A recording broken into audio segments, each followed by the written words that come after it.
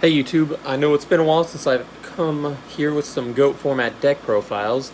That's because I've been pretty busy lately. I've been trying to get with one of my buddies though and teach him how to play, but he lives about 30 minutes away, so it's tough to get anything to get him down here to teach him how to play. My problem is that I don't really have too much inspiration for any kind of new deck profiles at the moment. Um, I've kind of shown a lot of what I want to show and anything else I want to show. Just not really interested in building it right now. It's also tough because I live in Japan, and so finding people who are able to play the same format, being GOAT format, is nearly impossible, like 1% chance. So I have to teach someone.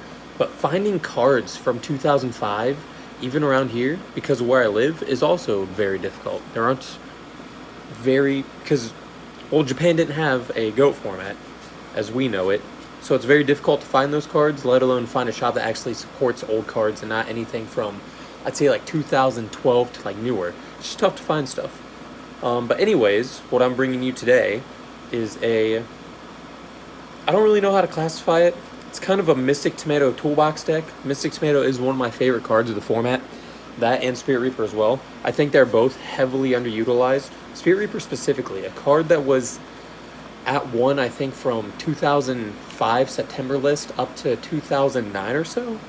But in GOAT formats at 3, and for some reason, I don't see it played a whole lot more, unless it's in a zombie deck, which zombies aren't really that great as it is, and they're definitely not built to support Spirit Reaper. Spirit Reaper is a card that whenever it attacks, it always gets a card.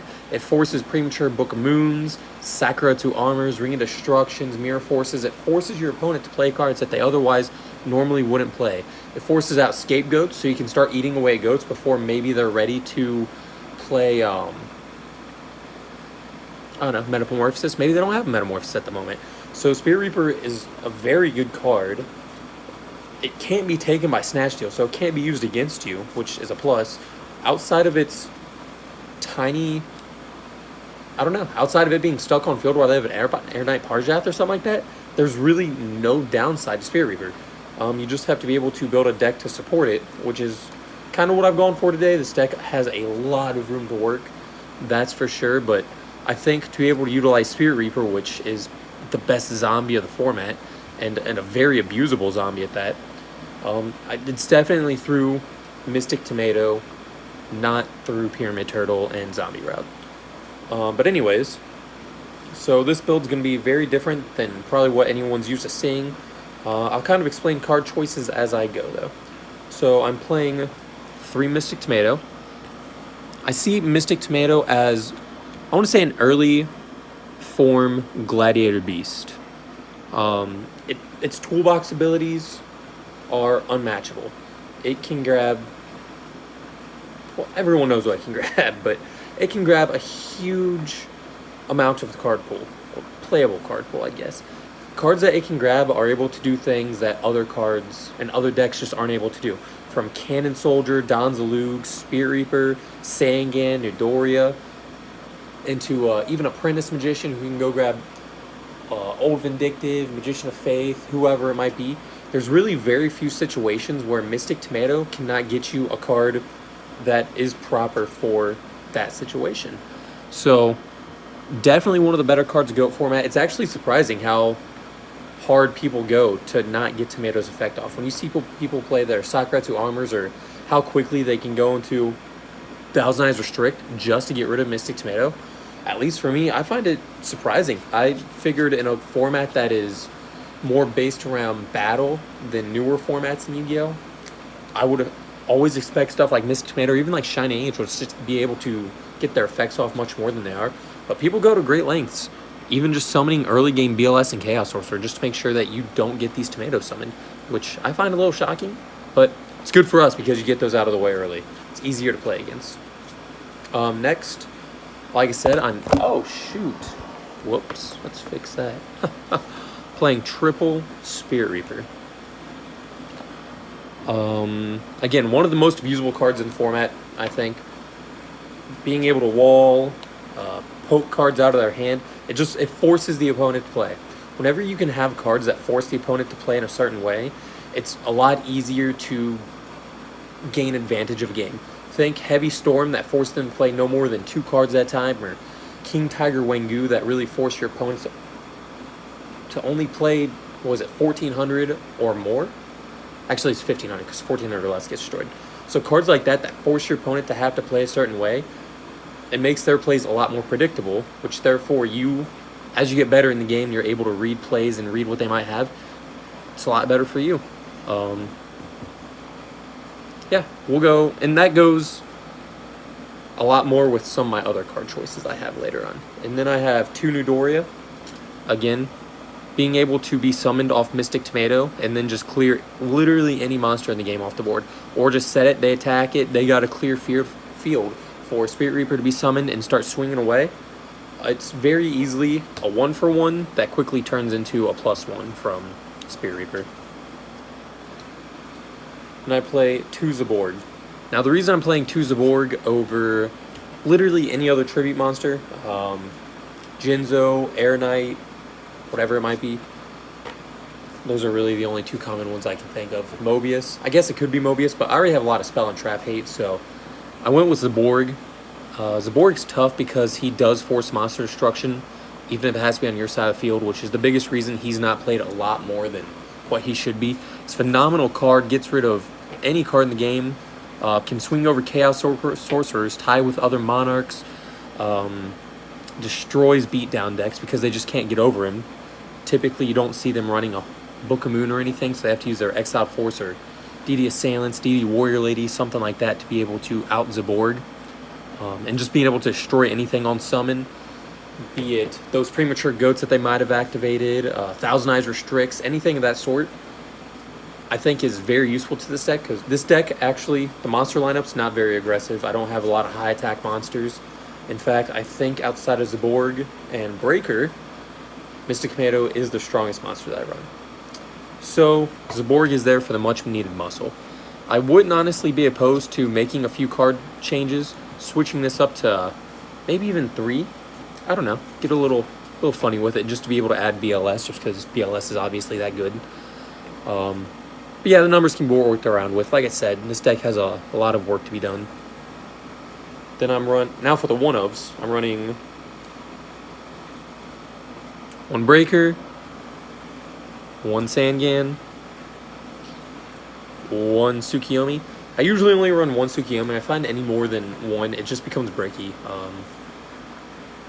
I don't have any flip effect monsters to abuse it with, outside of Thousand Eyes Restrict and Monarchs, I guess. I don't know. There are very few things that I'd ever want to hit on the opponent's side of the field. Honestly, the more I think about it, the more that this would be one of the first cards I would cut. This, possibly put Tomato at 2 and put Spirit Reaper at 2 to be able to add more light monsters and BLS, something like that. I don't know. That would be one of the first cuts. This I'm currently only running because Thousand Eyes Restrict it's a problem for this deck, but also just a combo with Nobleman. But then I also run 1 Serpent, 1 Mataza the Zapper. So this could be Donzalug. I typically go Donzalug, but Donzalug runs pretty much the same purpose as Spirit Reaper, just slightly worse, I guess, because I'm not running Rhoda. Rhoda is another card that I could be putting in. But being able to run over 2 monsters at a time, I think is pretty abusable, just clearing out goats.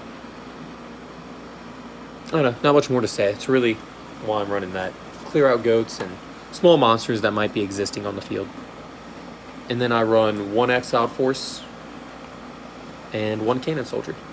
So you'll see why I run those here as soon as I get to the spells. Cannon Soldier, searchable by Mystic Tomato, can really cheese the opponent and just knock out their life points for no reason. Exiled Force, along with Mataza, I guess those would actually be a good reason I could put Rhoda in this deck. Throw in a Donzalug, DD Warrior Lady, and then a couple Rhodas.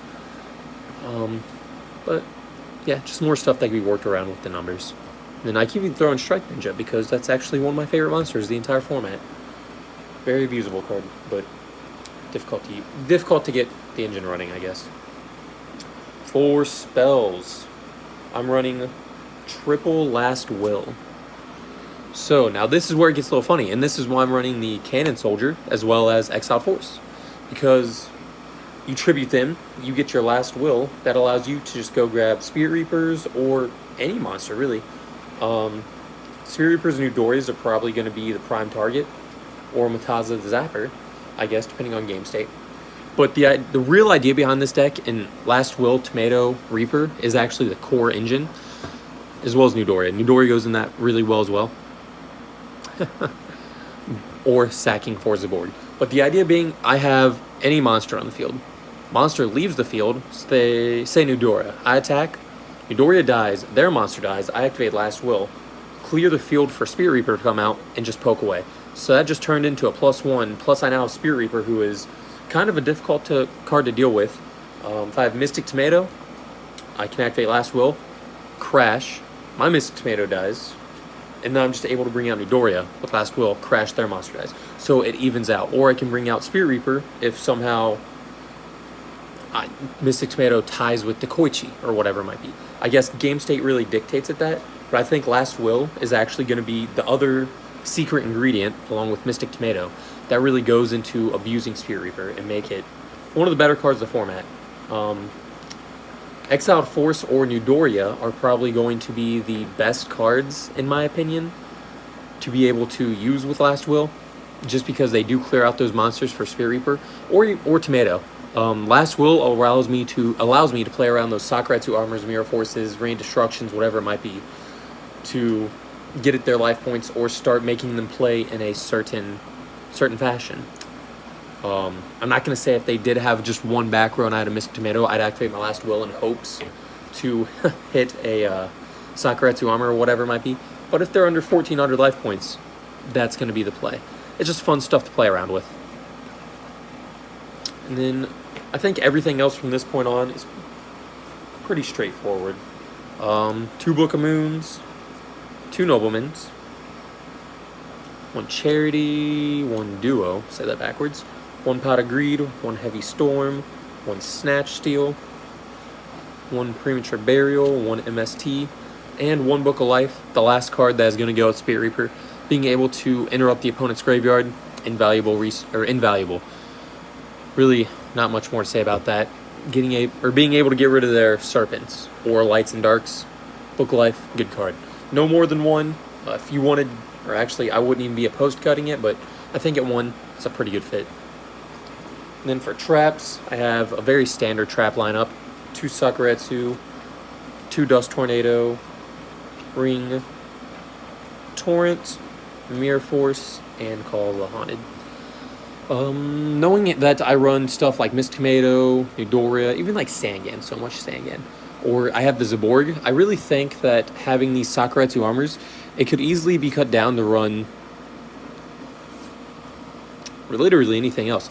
I would say Dust Tornado at 2 is probably a must-have, just to be able to eat up opposing Sakuretsu Armors or any kind of burn, stall cards, anything like that. Double Sakuretsu is a must, or double Dust Tornado is a must.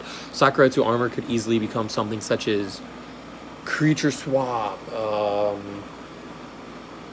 Scapegoats, and Metamorphosis, stuff that would also help out Cannon Soldier, or just help out general gameplay of the deck. Just kind of looking at now and going through it, there are a few changes I would make, but it would take a lot more playtesting than what I've done. But that is the standard deck profile for my Mystic Tomato Control.